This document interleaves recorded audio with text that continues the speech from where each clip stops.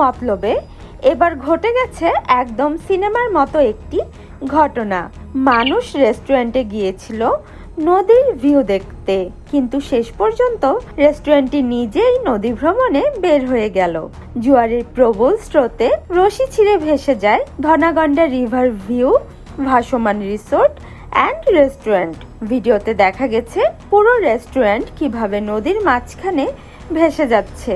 দেখে যেন মনে হচ্ছিল রিভার ভিউ থেকে এবার রিভার ক্রুজ সার্ভিস চালু হয়েছে। স্থানীয়দের ভাষ্য, রেস্টুরেন্টটি শুধু রশি দিয়ে বাঁধা ছিল।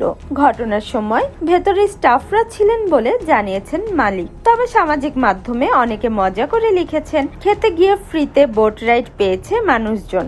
আবার কেউ বলেছেন এটাই বাংলাদেশের প্রথম সেলফ ড্রাইভিং রেস্টুরেন্ট। কয়েক ঘন্টা চেষ্টার পর রেস্টুরেন্টটি উদ্ধার করা গেছে, যদিও প্রশাসন জানিয়েছেন প্রতিষ্ঠানটির কোনো অনুমোদন ছিল না। সব মিলিয়ে নদীর বুকে এই ভাসমান অ্যাডভেঞ্চার এখন সোশ্যাল মিডিয়ার viral topic. Desk report, heaven world.